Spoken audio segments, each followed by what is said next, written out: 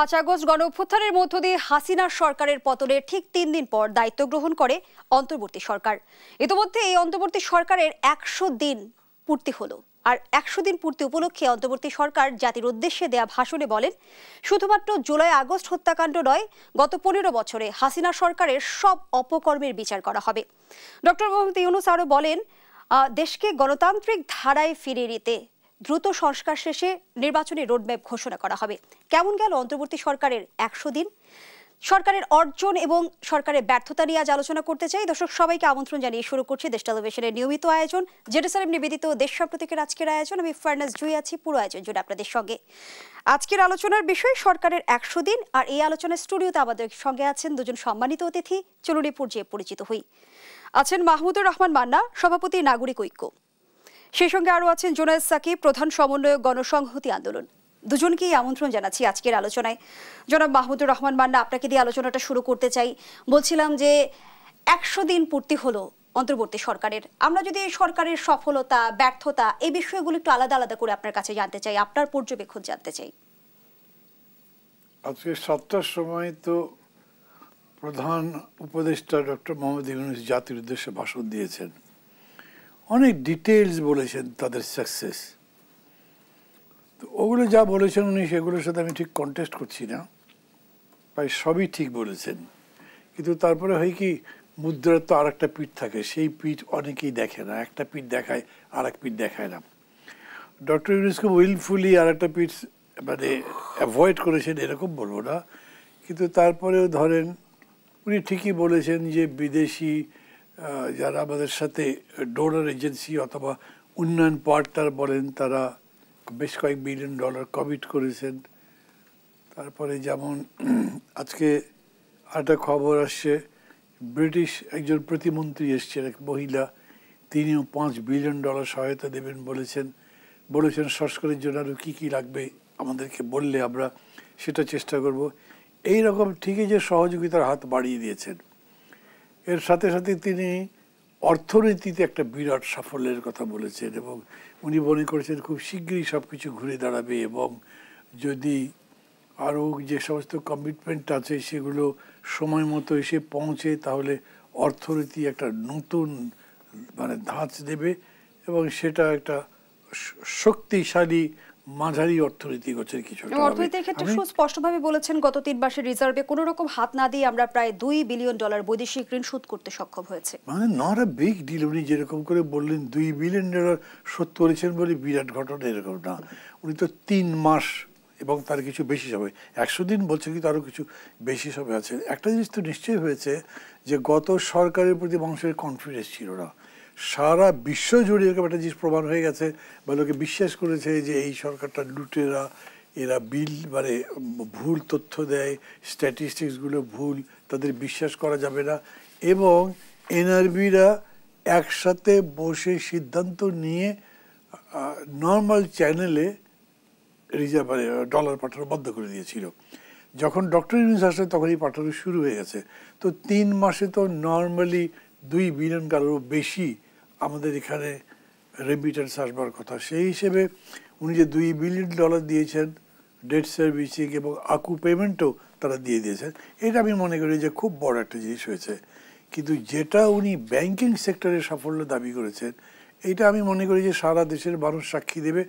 বহু জায়গাতে এখনও লিকুইডিটি ক্রাইসিস যায়নি। অনেক ব্যাংক এখন পর্যন্ত ধরে 10 লাখ টাকার চেক দিলে 5,000 টাকা দিতে এরকম আছে। এবং আজকে আমি আর একটা জিনিস দেখলাম, এনআরবি যে ব্যাংকটা দিয়েছিল সেই ব্যাংকের উপর একটা বড় প্রতিবেদন দিয়েছে একটা টিভি। তারা বলেছে যে ওখানে একটা লুটপাটের রাজত্ব এখনও চলছে এবং ওটা যিনি এমডি তার সম্পর্কে অনেক অভিযোগ আছে, কিন্তু সেই অভিযোগের তদন্ত হচ্ছে না, তার বিরুদ্ধে কোনো ব্যবস্থাও নেওয়া হচ্ছে না। ওই ব্যাংকের যারা ঊর্ধ্বতন কর্মকর্তা আছে তারা বলেছেন, যারা প্রতিবেদক তারা বলেছেন যে এটার তো কোনো কারণ বোঝা যাচ্ছে না, যেটা প্রায় প্রমাণিত যে এই এমডির জন্যই ব্যাংকটা একদম বসে যেতে শুরু করেছে, কিন্তু সরকার তাদের বিরুদ্ধে কোনো ব্যবস্থা নিচ্ছেন না। সেই দিক থেকে যদি দেখেন তাহলে মানে ম্যাক্রো ইকোনমিক্সেও বেশ কয়েকটা সাকসেস থাকলেও কিন্তু অনেকগুলো জায়গাতে এখন আগ্রহ অবস্থায় আছে। আর যদি আপনি ওই যে আমি সবসময় বলি ইকোনমিক্সের ডেফিনেশন হচ্ছে economics is everyday business of life, ওইটা যদি দেখেন তাহলে মানুষের দৈনন্দিন জীবনযাত্রা এখনও কষ্টকর। জিনিসপত্রের দাম কমেনি, অর্থনীতি আরও অনেকগুলো সংকট আছে একটার পর একটা। আর এর বাইরে যদি বলি অর্থনীতিকে বাদ দিয়ে, তাইলে অ্যাডমিনিস্ট্রেশন কিছুই ভার্চুয়ালি সেট আপ করেনি।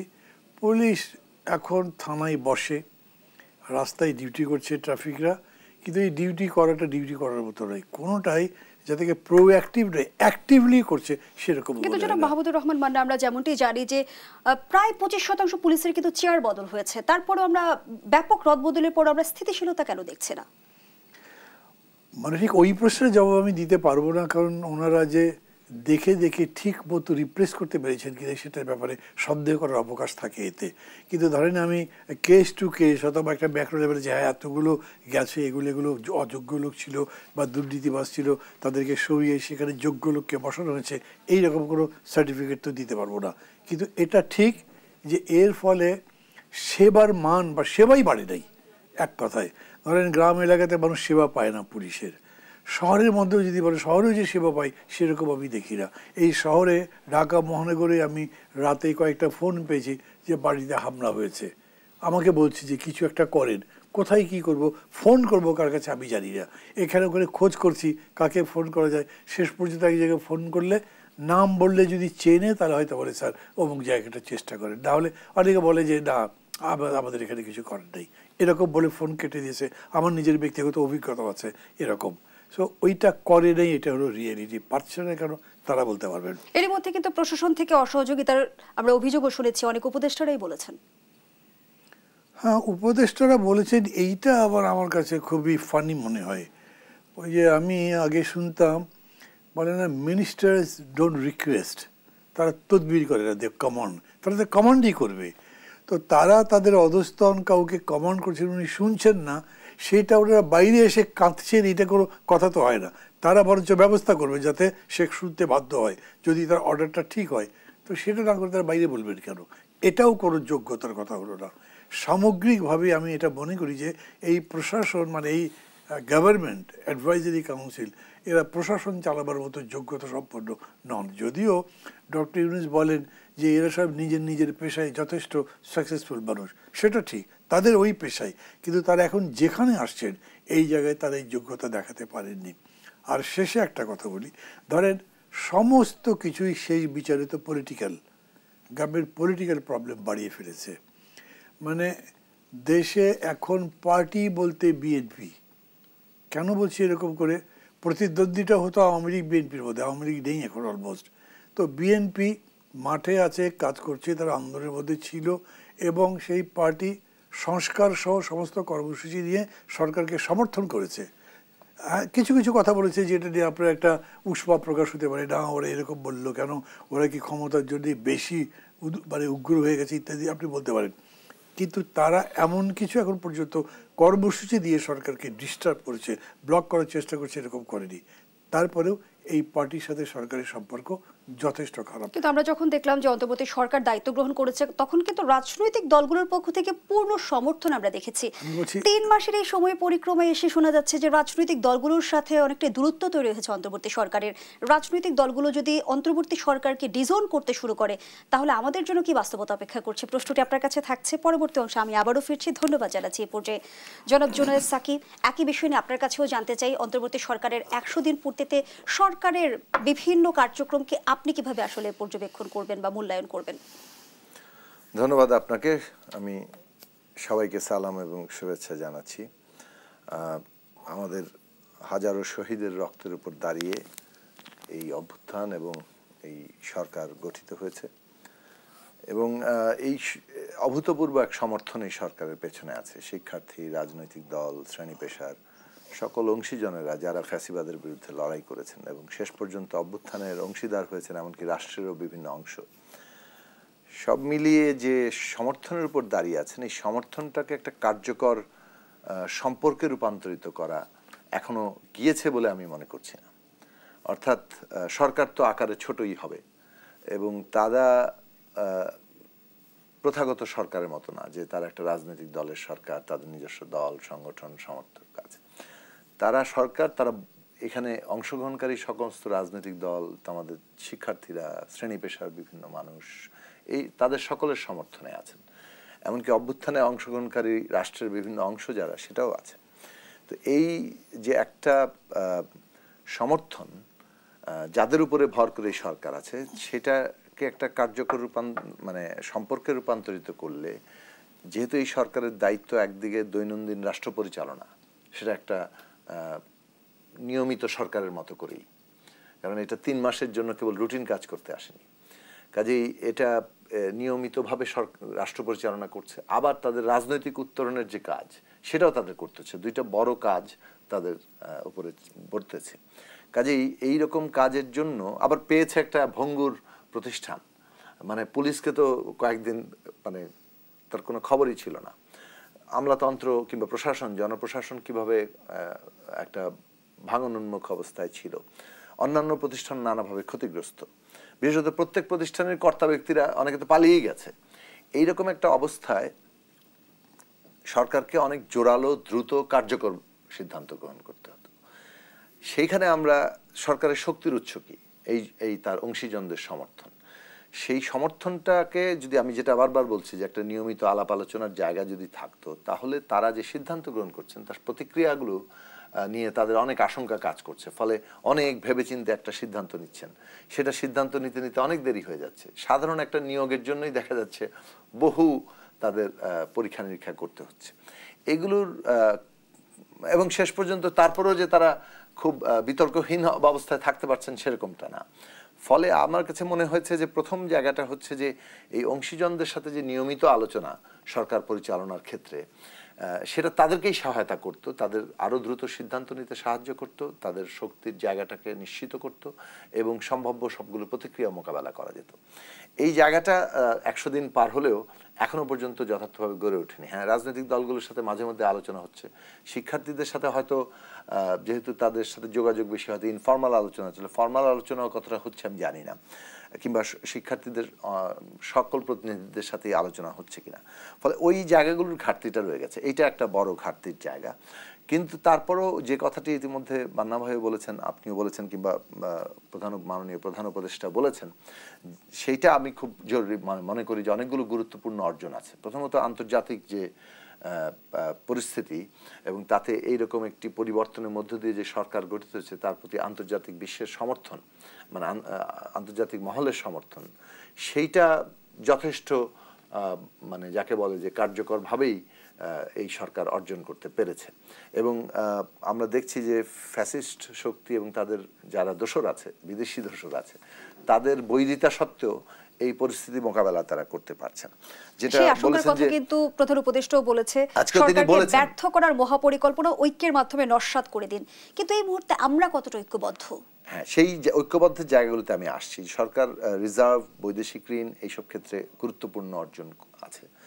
ব্যাংক খাতে এখনো অনেকগুলো ব্যাংক, বেশ সব ব্যাংক না, কয়েকটি ব্যাংক কিন্তু বেশ তারল্য সংকটের মধ্যে আছে। কিন্তু তারপরেও সাধারণভাবে ব্যাংক খাতের যে শৃঙ্খলা, যেটা একটা লুটের জায়গা হয়ে উঠেছিল, সেই জায়গা থেকে এখন বন্ধ হয়েছে। টাকা ছাপিয়ে তারা যে ব্যবস্থা করছিল, সেটা ভয়ঙ্কর রকম ইনফ্লেশন এবং অন্য জায়গা ছিল, সেইগুলো জায়গায় বন্ধ হয়েছে। ফলে আমি মনে করি যে আর্থিক খাত রাইট ডিরেকশনের মধ্যে আছে, একটু হয়তো সময় লাগবে। কিন্তু ধরুন মানুষের জন্য যে প্রাত্যহিক জীবন, তার দ্রব্যমূল্য বেড়ে যাচ্ছে, সেটা নিয়ন্ত্রণে আসছে না। সেইখানে তো ডিমান্ড সাপ্লাইয়ের যে জায়গা, এখন ডিমান্ড যা, সাপ্লাই কম, তো সাপ্লাই কিভাবে নিশ্চিত হবে সে বিষয়ে তাদের কিন্তু পরিকল্পনা থাকতে হবে। এখন অনেকগুলো ক্ষেত্রে, বিশেষত আমদানির ক্ষেত্রে কয়েকটি প্রতিষ্ঠানের উপর পুরো কন্ট্রোল, আপনি তাদের কিভাবে ম্যানেজ করবেন, সেখানে আরও অন্যান্যরা কিভাবে আসবে, এই যে পরিবহন পুরোটা হয় উৎপাদন থেকে শুরু করে বাজার পর্যন্ত, সেইখানে আপনার কিভাবে এই যে ব্যাপক রকম চাঁদাবাজি থেকে শুরু করে একটা বিরাট লুণ্ঠন ছিল, সেইটা বন্ধ করবেন কিভাবে। এবং পরিবর্তিত প্রেক্ষাপটে আসলে সিন্ডিকেটের পেছনে কারা আছে? সিন্ডিকেটের হাত কি সরকারের চেয়ে বেশি শক্তিশালী? সিন্ডিকেটের এটাই প্রশ্ন, যে সিন্ডিকেট আছে, সিন্ডিকেট তো তৈরি হয়েছে।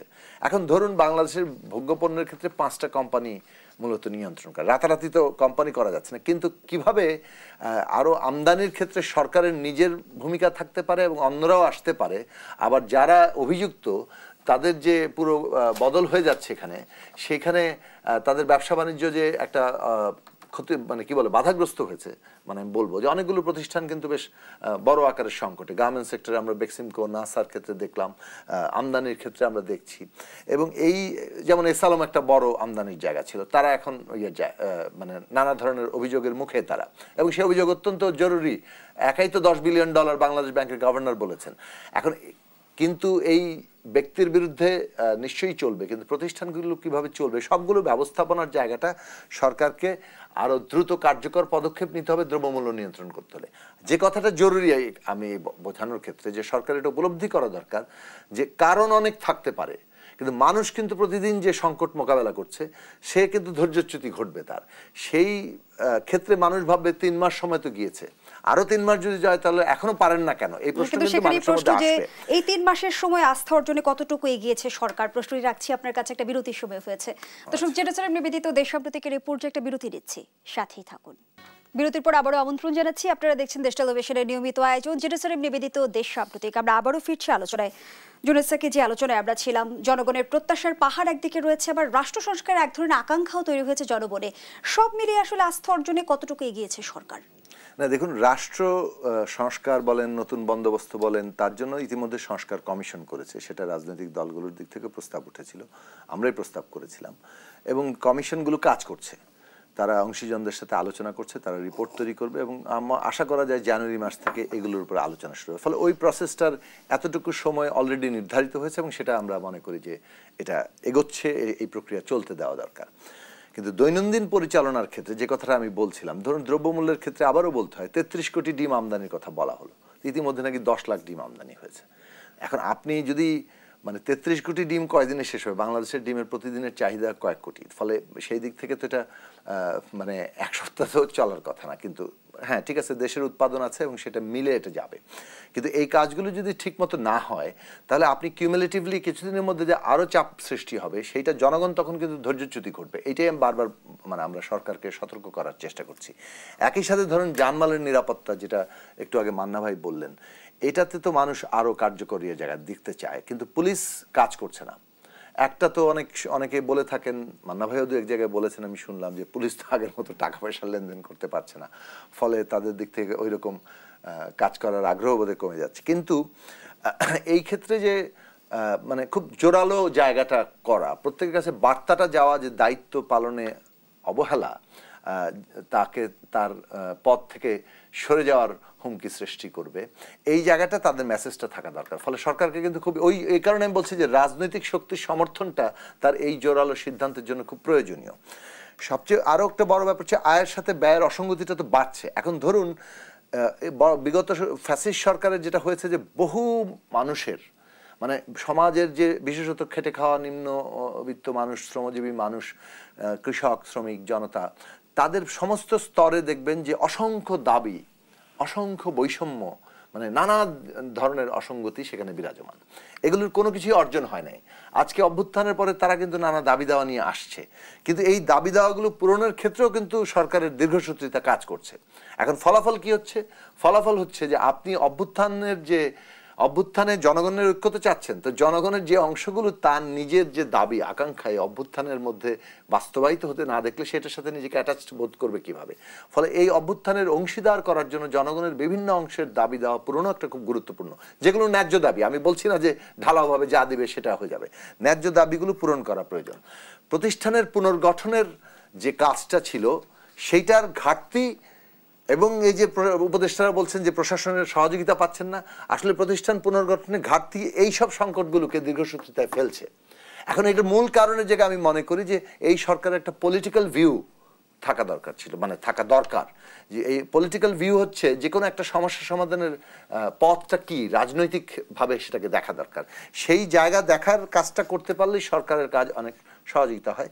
সেখানে ঠিক পরিষ্কার হচ্ছে না যে আসলে কতটা তারা এই পলিটিক্যাল ভিউটা প্রয়োজনীয় মনে করছেন, কতটা এই সমস্ত স্টেক হোল্ডারের যে সমর্থনের শক্তি সেটাকে কাজে লাগিয়ে দ্রুত প্রতিষ্ঠান পুনর্গঠন এবং এই সমস্ত অগ্রাধিকার সমস্যাগুলোকে সমাধান করা। ধরুন আহতদের চিকিৎসার প্রশ্ন, মানে এইটা তো এই সরকারকে বলারইটাই বিব্রতকর একটা ব্যাপার, তাই না, যে সরকার এই সংগ্রামের উপর দাঁড়িয়ে আছে। কিন্তু সেই আহতদের রাস্তায় তো নামতে হলো। উপদেষ্টারা দুঃখ প্রকাশ করেছেন, কিন্তু দুঃখ প্রকাশ পর্যন্ত আসতে হলো কেন তাদের? 100 দিন যখন যাচ্ছে তখন আহতরা তো হাসপাতালে কাতরাচ্ছেন। তারা যদি চিকিৎসায় ত্রুটি দেখেন, কিংবা শহীদের পরিবার যারা মানে একমাত্র উপার্জনক্ষম ছিলেন, উপার্জনকারী ছিলেন, তাদের অভাবে যে আজকে তাদের পরিবার সংকটের মধ্যে আছে, এই বিষয়গুলো দেখবে কে? এভরিডে তাদেরকে তো পার করতে হয়। আপনাদের সময় দরকার, কিন্তু তার জীবনের সংকটটাকে আপনার উপলব্ধি করতে হবে। আমি পুরনো আমলাতান্ত্রিক দৃষ্টিভঙ্গি মানে কোনোভাবে গ্রহণযোগ্য না। পুরনো আমলাতান্ত্রিক দৃষ্টিভঙ্গি হচ্ছে ভাই আমরা করছি তো, দেখছি তো, এটা হবে, সরকারি কাজ একটু দেরি হয়। কিন্তু যে ক্ষেত্রে একটা ভীষণ রকম মানে একটা যাকে বলে বৈপ্লবিক সম্ভাবনার সরকার, একটা অভ্যুত্থানের উপর দাঁড়িয়ে থাকা সরকারের যে আরো আমি বলবো ড্রাস্টিক অ্যাকশনের জায়গাটা দরকার ছিল, সেই প্রত্যাশার জায়গাগুলোতে আমাদের আরো কাজ করার আছে। প্রধান উপদেষ্টা আজকে যে বক্তব্য দিয়েছেন সেটা আমি মনে করি যে মানুষের মধ্যে আশা সঞ্চার করবে এই জায়গা থেকে, যে তারা যে কাজ করছেন এবং তারা যে আরো কাজ করবেন, সেই জায়গাটাতে মানুষের আশাটা বাস্তবায়িত হতে দেখতে চাই আমরা। জনাব মাহমুদুর রহমান মান্না, যে অসঙ্গতির কথা জুনায়েদ সাকিব বলছিল, সক্ষমতার অভাবেই কি আমরা এই অসঙ্গতিগুলো দেখছি? না, শুধু এইটাই না, সক্ষমতার অভাব তো আছেই, সেটা তো কাজে কর্মে বোঝাই যায়। আমার কাছে মাঝে মাঝে মনে হয় যে ওদের বোঝারও অসুবিধা আছে। মানে যেমন ধরেন দ্রব্যমূল্য, তারা তো অ্যাড্রেসই করেনি এখন পর্যন্ত। একবার সারুদ্দিন সাহেব অর্থমন্ত্রী হিসেবে বা বাণিজ্যমন্ত্রীও ছিলেন, বাজার দেখতে গেছেন এবং উনি বাজার ঘুরে আসবার পরে চিনির দাম নাকি ডিমের দাম বেড়ে গেছে আরও, তারপরে কেউ যায়নি, আর কোনো কাজ করেনি। বা ধরেন আমরা যেমন বক্তৃতায় বলতাম, এটা এই যারা সরকার আছেন তারাও স্বীকার করতেন যে দ্রব্যমূল্য বাড়ছে প্রধানত সিন্ডিকেট তাদের কারণে। তো এই সিন্ডিকেটদের কী করেছেন? কিছুই করা হয়নি এক কথায়। আমি একটা জিনিস কিন্তু মানি, ধরেন অনেক বড় বড় মানি ব্যাগকে এই সরকার অ্যাড্রেস করেছেন। মানে সেটা এখন সালমান রহমান বলেন, যেভাবেই হোক সেটা, বা আপনার এই এস আলমের কথা বলেন, অন্যদের কথা বলেন। সালমান রহমানের তো বিরাট এস্টাবলিশমেন্ট, উনি পালিয়ে গেছেন, তার ফ্যাক্টরির লোকজন মিছিল করছে, তো ওদের বেতন দেবে কে? সালমান রহমান তো নাই, বেতনটা ভার্চুয়ালি গভর্নমেন্টকেই সামহাও ম্যানেজ করতে হচ্ছে এবং দিতে হচ্ছে। এগুলো আমি মানছি, কিন্তু মানবার পরেও এইটা তো ঠিক যে এই বিষয় নিয়ে সরকার মানে এরকম করে একটা অবস্থা তৈরি করতে পারছেন না যে না আমরা এটা করছি, করতে পারবো এবং অন্যরা তাকে আস্থায় নেবে, এই জায়গাতে যেতেই পারছেন না। সো কি বলবো এখন এই মুহূর্তে যদি আসলে রাজনৈতিক দলগুলোর সাথে অন্তর্বর্তী সরকারের সম্পর্কের কথা আমরা জানতে চাই। মানে আজকে আমি পত্রিকায় দেখেছি, এটা সবাই দেখেছেন, তারেক রহমান গতকালকে আপনার অনলাইনে কোন মৎস্যজীবী কিছু একটা সংগঠনের সম্মেলন ছিল, সেখানে তিনি বলেছেন যে অন্তর্বর্তী সরকার অনেক কিছু আমাদের উপর চাপিয়ে দিতে চায়। এটা উনি বললেন কেন? ধরেন বলা হয়ে গেছে, এরপরে সরকার শুনেছে সরকারের কি করা উচিত ছিল। যদি আমি ধরে নিচ্ছি তারেক রহমান কথাটা ভুল বলেছেন, অন্যায় বলেছেন, তো ওনাদের ওইটাও কিন্তু জনগণকে বোঝাতে হবে না তারা চাপাচ্ছেন না। তারা একটা উদ্যোগ নিতে নিয়ে বিএনপির নেতা দুই তিনজন ডাকতেন, ডেকে বলতেন কেন বললেন এরকম কথা, বা আলোচনা করে একটা নিষ্পত্তির জায়গায় আসতেন। ওদেরকে যে মেলাইন করতে হবে তা আমি বলছি না, কিন্তু তাদের তো এক্সপ্লেন করতে হবে। বহু জায়গায় সরকার যে চাপাতে পারে বা চাপাচ্ছে, এটা তো ভাববার কারণই আছে। যেমন ধরেন তারা 10টা কমিশন করেছেন, এই কমিশনগুলো রাজনৈতিক দলগুলোর সাথে কোনো আলোচনা করছে না। আমাদের কাছে ফোন করে বলেছে আপনাদের যদি কিছু থাকে রিটেন দেন। আমাকে যখন ফোন করেছে আমি বলেছি রিটেন দেবো, কারণ সেমিনার করলাম, সেমিনার পেপার বাইরে আছে, বিবৃতি দিচ্ছি, এটা লিখিতও আছে, আপনারা তো পেতেই পারেন। সেগুলো যখন আপনারা জোগাড় করেন না, তো আমি দিলে লিখিত দিলে যে পড়বেন তার গ্যারান্টি কী? আমি এখন এই প্রশ্ন করে তোরা যদি আমাকে বেয়াদব মনে করে আর আমাকে বিশ্বাস করছে না মনে করে, ওকে আমি বিশ্বাস করছি না, কারণ আপনি আমার সাথে তো কথা বলতে রাজি হননি। এবং এই যে তার এই স্টান্সটা আমাকে তো ব্যাখ্যা করতে হবে যে এই কারণে আমি কথা বলতে চাই না, আমি তারপর কনফিডেন্স রাখবো কীরকম করে। এই জায়গাও তাই হয়েছে যে যে কোনো কারণেই হোক না কেন, যেমন আজকে আর একটা বক্তব্য দেখলাম, 24 ঘন্টার মধ্যে যদি প্রধান উপদেষ্টার এত শত কোটি টাকার ব্যাংক লোন মওকুফ করে দেওয়া যায়, তাহলে এতদিন লাগছে কেন তারেক রহমানের এই সাজা মওকুফ করতে? এটার আপনি একটা আনসার দেবেন না?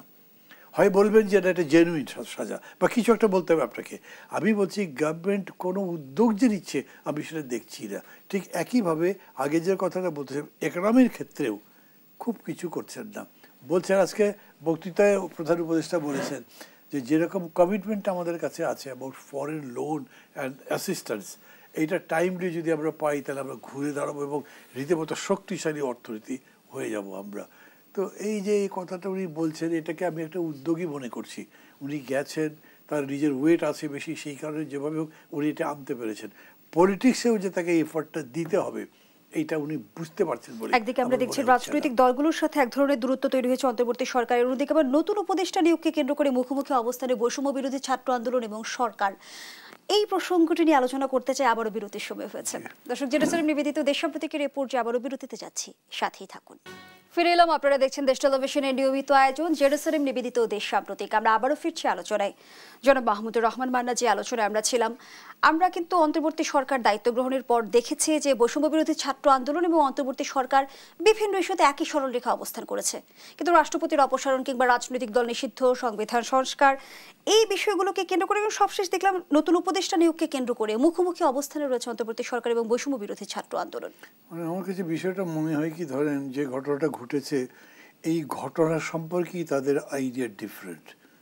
মানে এই সরকার যারা পরিচালনা করছেন ডক্টর ইউনূসের নেতৃত্বে, তারা এবং ছাত্ররা দুই পক্ষ দুই রকম করে ভাবে। ছাত্রদের এমনিতে বয়সের কারণে হোক, তাদের মানে আবেগ ইত্যাদি সব কিছুর কারণে হোক, তারা মনে করে বিপ্লবটাই মূল কথা। কিন্তু এরা মনে করেন যে না, আমাদেরকে কনস্টিটিউশন মেনে ডেমোক্রেটিক ওয়েতে করতে হবে। আমরা ফ্যাসিবাদ থেকে যে গণতন্ত্রে আবার ফিরে যাব, উত্তরণ করব, একটা গণতান্ত্রিক রাষ্ট্র গড়ে তুলব, এটাও গণতান্ত্রিক পদ্ধতিতে হতে হবে। এবং সেই জন্য তারা সংবিধান রাখতে চান। তো সংবিধান রাখতে যদি চান, সেই কারণে আপনি গভর্নমেন্ট পুরোটা ডিজলভ করে দিয়ে একটা বিপ্লবী সরকার করতে পারেননি। এটা ওদের পছন্দ হয়নি। তারা চেয়েছে না, চুপ্পুর আন্ডারে আমরা শপথ, তা উচিতই হয় নাই। এটাকে আপনি এখন কারেক্ট করবেন নতুন করে, তার তো কোনো সুযোগ নাই। অতএব তারা যে দাবিটা করেছে সেই দাবির সাথে এই সরকার যেতে পারে নাই। এটার একটা সলিউশন করা উচিত ছিল, এখন আমি মনে করি উচিত। কারণ এই ঘটনাটার আপনি একটা প্রপার এক্সপ্লেনেশন দিতে হবে। অনেকে এটাকে বিপ্লব বলছেন, অনেকে এটাকে অভ্যুত্থান বলছেন। বিপ্লব আর অভ্যুত্থানে এক জিনিসটা, বিপ্লবের মধ্যে একটা কোয়ালিটেটিভ চেঞ্জ থাকতেই হবে। আদৌ বিপ্লব বলবেন কেন? যে কোনো মারামারি কাটাকাটি বিরাট দাঙ্গা হাঙ্গামা তো বিপ্লব নাই। তো এইটাকেও আপনি যদি একটা বিপ্লব বলতে চান, তাহলে এই কোয়ালিটেটিভ সাইডটা দেখাবেন, তা আপনি দেখাতে পারেননি। ওইভাবেই এখন যদি আসেন, এই যে দুইজন উপদেষ্টাকে নেওয়া হয়েছে, এটার মধ্যে অ্যাটিচিউডটা কী? আচ্ছা, এরা দুষ্কৃতিকারী নয়, লুটেরা নয়, এরা এই ফ্যাসিস্ট সরকারকে মানে সরাসরি মদত দিয়েছে এরকম না, কিন্তু তাদের রিলেশন ছিল। দে মে বি বেনিফিশিয়ারি। আপনি বেনিফিশিয়ারিকে কি নেবেন নাকি নেবেন না? আপনার ওই অ্যাটিচিউড, সরকারের অ্যাটিচিউড কী হওয়া উচিত? এরা মনে করছে না এই অ্যাটিচিউড কোনোভাবেই গ্রহণযোগ্য নয় যে তাদেরকে নেবে, এদেরকে নিতেই হবে, এমন তো কোনো কথা নেই। এর বাইরেও তো লোক আছে। এগুলোর কোনো জবাব সরকার দিচ্ছে না। এই যে নিল কারোর সাথে আলোচনা না করে, এইটা আমার কাছে মনে হয় এক ধরনের, কি বলবো, ধরেন আমাদের কনস্টিটিউশন যদি আপনি ফলো করেন, মন্ত্রিসভার সদস্য পছন্দ করবেন, নির্বাচিত করবেন, কিংবা শপথ গ্রহণ পর্যন্ত নিয়ে যাবেন প্রধানমন্ত্রী। এখানেও ক্ষমতা হচ্ছে প্রধান উপদেষ্টার। প্রধান উপদেষ্টা কি বলেন? উনি তো কিছুই বলছেন না। কে বলছে? বড় জোর ওনার প্রেস সেক্রেটারি একটা ব্যাখ্যা দিচ্ছে। এইসব ব্যাপারে কিন্তু কোনো ব্যাখ্যা দেননি। দুই উপদেষ্টার ব্যাপারে তারা এখনও কোনো ব্যাখ্যা দেননি। আর রাষ্ট্রপতির বিষয়টা তারা জাস্ট অ্যাভয়েড করেছেন, বলেছেন রাজনৈতিক দলগুলোর সাথে আলোচনা করে আমরা সিদ্ধান্ত গ্রহণ করা হবে। কোনো আলোচনা করা হয়নি আজ পর্যন্ত। আমি আজকেও জানেন খুব অবাক হয়ে গেছি, প্রধান উপদেষ্টা বক্তৃতার সময় বলছেন আমরা ইতিমধ্যেই রাজনৈতিক দলগুলোর সাথে এই ব্যাপারে আলাপ আলোচনা চালিয়ে যাচ্ছি। মোটেই না। কার সাথে কি আলোচনা করেছেন? আমি যদি ওনাকে জিজ্ঞেস করি কার সাথে কথা বলেছেন, স্যার বলেন তো কোন কোন বিষয়ে কথা বলেছেন? রাজনৈতিক দলগুলোর সাথে সম্পর্ক উন্নয়নে সরকারের আন্তরিকতার ঘাটতি রয়েছে কি? উদ্যোগই তো দেখি নাই। ঘাটতি বা আন্তরিকতা কি বুঝবো? আপনার ধরেন যে বিষয়টা নিয়ে আলোচনা হচ্ছে সেই বিষয়ের একটা চর্চা থাকলে না আপনি তার মূল্যায়ন করতে পারবেন। তারা তো আমাদেরকে কখনো ডাকেননি, কীভাবে সংস্কারটা করবো বলো তো, বা একটা সাজেশন দেন তো, বা বিএনপিকে বলবে যে আপনারাই তো মেজর পার্টি, হয়তো নির্বাচন যদি হয় আপনারাও জিততে পারবেন, আপনারা ফিউচারটা কীভাবে ভাবছেন। আপনাকে এটা বুঝতে হবে ফিউচারটা কী হতে পারে। আপনি যে সংস্কার করবেন বা আপনি একটা উন্নতির দিকে যাবেন, সেইটা পরবর্তী যারা আসছে তারা কি রাখবে নাকি তারা কন্টেস্ট করবে আপনি বুঝবেন না। যদি কন্টেস্ট করবার ব্যাপার হয়, পলিটিক্স বিষয়টা কিন্তু তাই, ইট ইজ নেগোসিয়েশন, এটা যতখানি সম্ভব অ্যাকোমোডেশন। এটা কিন্তু খালি ঝগড়া করা নয়, এটা গুন্ডামি নয়, এটা গায়ের জোরে ক্ষমতায় থাকা নয়। তো ওনারা কিছুই করছেন না। ধন্যবাদ জানাচ্ছি জনাব মাহমুদুর রহমান মান্না। জুনেসাকে এই বিষয়ে প্রশ্নটি আপনার কাছে আসতে চাই, রাজনৈতিক দলগুলোকে আলোচনার বাইরে রেখে কোনো ধরনের সংস্কার উদ্যোগ কি ফলপ্রসূ হবে? দেখুন, মানে রাজনৈতিক দলগুলোকে আলোচনার বাইরে রেখে সংস্কার উদ্যোগ করতে চাইছেন কিনা এই বিষয়টি নিশ্চিত করে বলার এখন কোনো জায়গা নেই। বরং তারা যে আমাদের সাথে যে কবার বসছেন সেটা বলেছেন রাজনৈতিক দলগুলোর সাথে আলোচনা করে কনসেনসাসের ভিত্তিতেই তারা এগোতে চান। কিন্তু গ্যাপটা যেটা হচ্ছে, যে যেটা বললাম, যে এ পর্যন্ত 2 কিংবা 3 বার যে বৈঠক হয়েছে সেই বৈঠকগুলো কিন্তু ইস্যু ভিত্তিক। কয়েকটি ইস্যু সামনে এসেছিল, সেই ইস্যুগুলো নিয়ে তারা আলোচনা করেছেন রাজনৈতিক দলগুলোর সাথে। কিন্তু এইভাবে ইস্যুভিত্তিক আলোচনা হলে বাকি যে প্রশ্নগুলো থাকছে সেগুলো নিয়ে কিন্তু কোনো আলোচনা হচ্ছে না। এই যে যার ফলে কিছু বিতর্ক আসছে। এখন এই বিতর্কগুলো আসছে এই কারণেই তো যে আলোচনা হচ্ছে। এমনকি বৈষম্য বিরোধী ছাত্র আন্দোলনের নেতৃত্বের সাথেও যে আলোচনা হয়নি সেটা বোঝা যাচ্ছে তাদের প্রতিক্রিয়া দেখলে। তো এই আলোচনাটা হওয়া আমি খুব জরুরি মনে করি, এবং সেটার জন্য আমাদের দিক থেকে স্পষ্টতই প্রস্তাব ছিল একটা জাতীয় রাজনৈতিক কাউন্সিল গঠন করা যেতে পারে। এটা না হলে অন্য কিছু করা যেতে পারে, মানে অর্থাৎ একটা কাঠামো গড়ে তোলা দরকার যেখানে নিয়মিত আলাপ আলোচনা হবে। যদি এমন হয় যে না এইভাবে রাজনৈতিক দলগুলোর সাথে বৈঠক করে করেই যাবেন, তাহলে উপদেষ্টা পরিষদের একটা নির্দিষ্ট সময় এই খাতে রাখা দরকার, সপ্তাহে কিংবা 15 দিনে তারা এই আলোচনাগুলো সারবেন, এবং অনেকগুলো গুরুত্বপূর্ণ প্রশ্ন যেগুলো তারা সলভ করতে চান সেগুলো আলাপ আলোচনার মধ্য দিয়ে রিজলভ করে মতামত নিয়ে তারপর তারা সেগুলোকে এক্সিকিউশনের দিকে যাবেন।